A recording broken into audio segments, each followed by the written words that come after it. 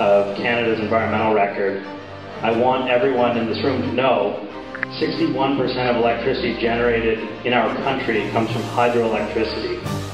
Compared to other world jurisdictions, Canada has more hydroelectricity installed than every single country by megawattage except China. 61% renewables is far better than Denmark, Spain, Germany, or any of these other countries that industrial wind proponents like to point to as they shame us for being closer to 1% or 3% wind. There's nothing to be ashamed of for rejecting wind energy as a significant source of power for a number of reasons. It requires a fossil fuel backup, that's the first one. So we can compare wind energy to nuclear, we can compare it to coal, we can compare it to natural gas, compare it to anything you'd like.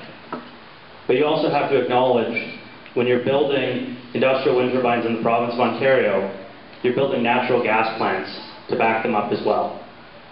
That is a fact. In fact, that's one of Dalton McGuinty's facts.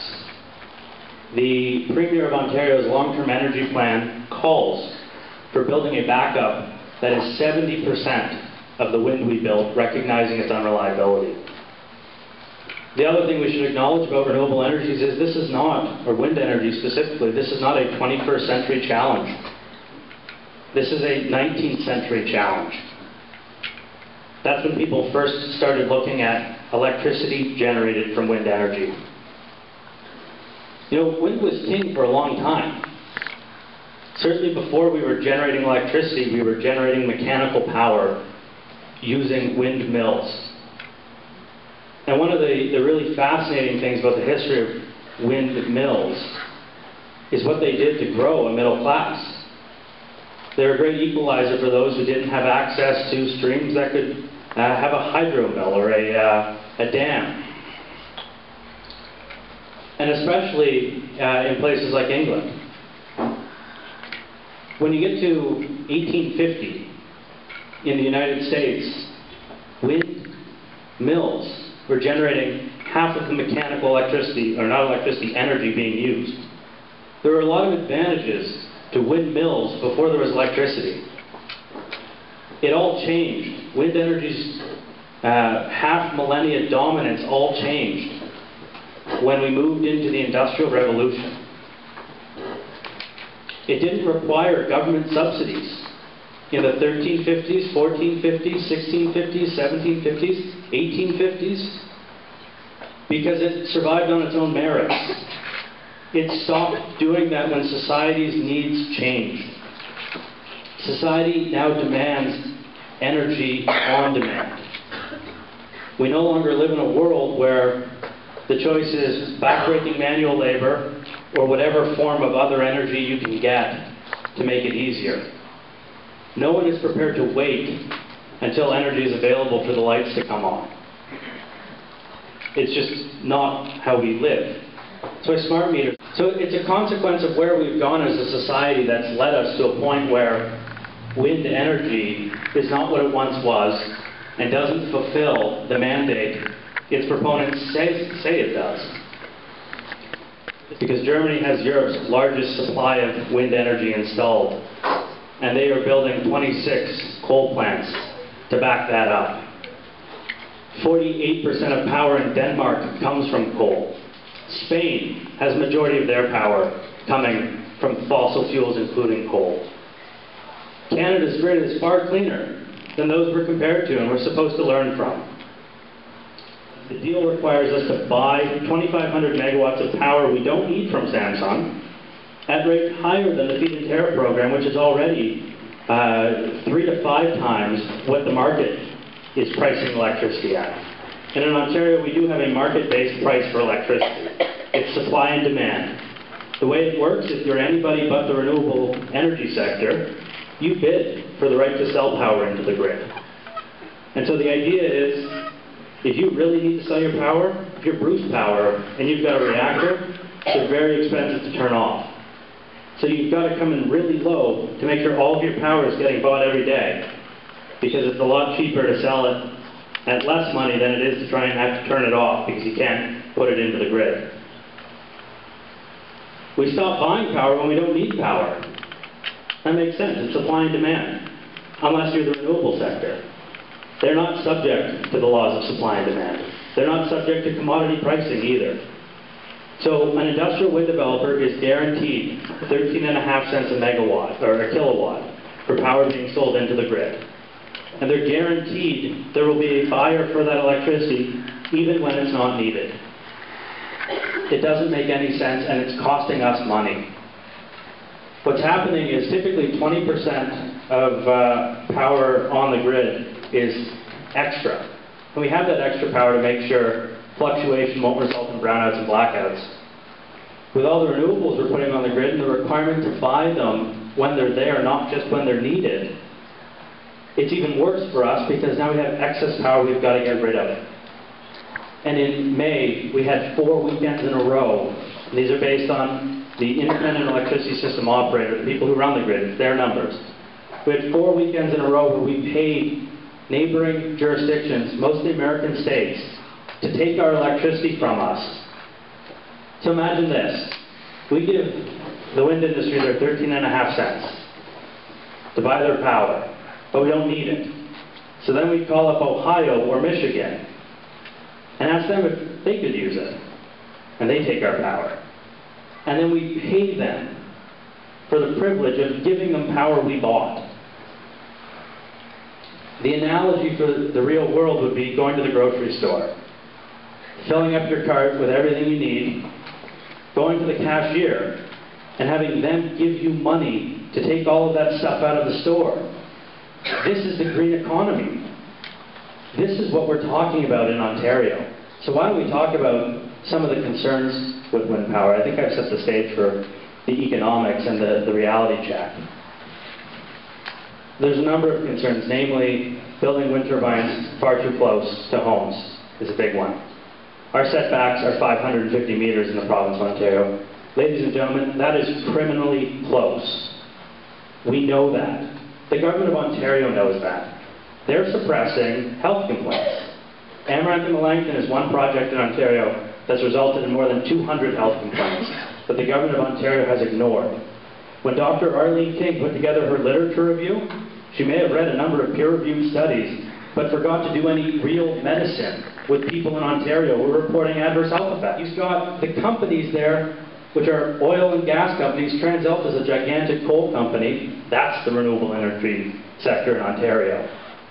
They're buying people out of their homes, and they're making them sign non-disclosure agreements, while the government of Ontario denies there's a problem. It's a cover-up. Suncor, you may be familiar with them. The picture of the tar sands was probably them. They created the tar sands. They've also bought people out of their homes in the province of Ontario. After making them so sick, they recognized they couldn't win a court case on this. Do you know when they bought them out, though? When they were challenged at an environmental review tribunal about the potential adverse health effects another project could be causing people if it was allowed to proceed. They gagged half a dozen families with first-hand information that demonstrated there's a problem, which prevented them from getting on the stand and telling the environmental review tribunal there is a problem. And by doing so, the Michaud family in Thamesville is now sick. And they're suing Suncor because Suncor knew there was a problem. If you like wind, you like big oil, you like big coal, and you like big natural gas because that's who it is. It's Suncor. They got the founders of the tar sands, the first. Go to their website. They brag all about being the guys who opened the tar sands. That's the wind industry in Ontario. TransAlta is a gigantic coal and gas company in Ontario and in Canada. That's the wind industry in Ontario. They own more wind turbines in Canada than anybody. T. Boone Pickens, an oil baron from Texas, is the wind industry in the province of Ontario. This isn't about saving the world. This is about creating a new economy that picks winners and losers. The winners are the winners of the 20th century with a new brand. And the losers are the people who are forced to live in homes that are toxic because of industrial noise. with a government that admits they can't measure the sound to even ensure compliance if the regulations were good enough, with a government that has documents that tell them their own regulations based on their own experts say, this isn't safe, why are we doing this? Let's talk property values for a minute. A study done in Amaranth and Melanchthon of 600 home sales, comparing properties within a 5-kilometer radius to properties outside that 5-kilometer radius that were otherwise comparable, demonstrated a property value decrease of 20 to 40% for homes within the 5-kilometer radius. They were on the market 5 times longer as well. There is a serious property value decrease for industrial wind development. It's a terrible land use plan. You create a dead zone near these projects that is not safe to live in. If we want to talk about people's safety and living near energy, let's have an honest conversation about that. Because wind turbines are not safe to live near. Not when something catastrophic happens. If they're working properly, they're not safe to live near. That's a very serious issue. And in the province of Ontario, there's no local democracy for planning these projects. We don't live in a democracy at the local level any longer. Our Premier took away our rights to give them to the oil companies and the gas companies and the coal companies that have come to town to put in wind turbines to get some subsidies from your hydro bill. That's a fact. The Green Energy Act took those rights away. 78 municipalities, most recently Hamilton, with a population of 500,000, have called on the province of Ontario to restore local democracy for renewable energy decisions. They've called on the province to do a proper health study. The province refuses to do a health study that involves real people in real homes near real wind turbines because they know too there's a real problem. People are sick.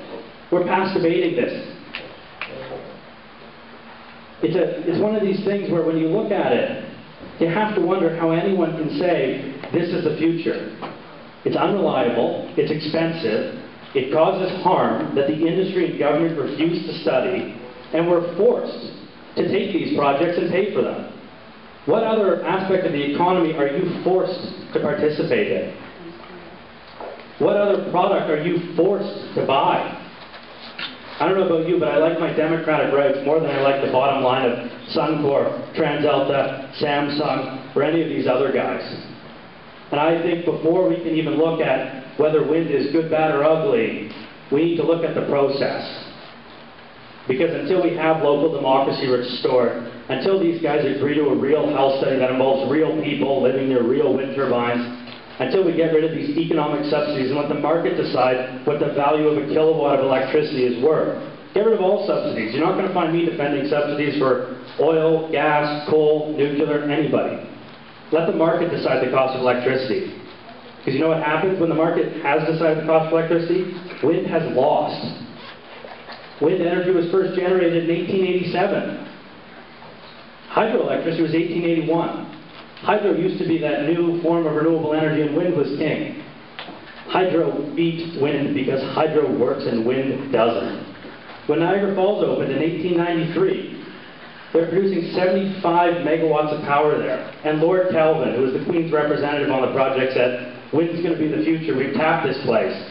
75 megawatts is a lot of power. We'll never get more than that out of Niagara Falls. It's going to be all about wind. And he dedicated his life into the early 20th century fighting for wind energy. Niagara Falls is now producing 4,600 megawatts of electricity. There's a new tunnel being dug under by the provincial government. And I'll tell you, Big Becky's a good idea. That's what it's called. It's going to generate clean, reliable, affordable, renewable energy that we can all get behind. Wind energy hasn't made it because it is unreliable. And we can talk about fantasy lands of storage for wind. But it doesn't work, and it hasn't worked, and it's been studied since the 1860s.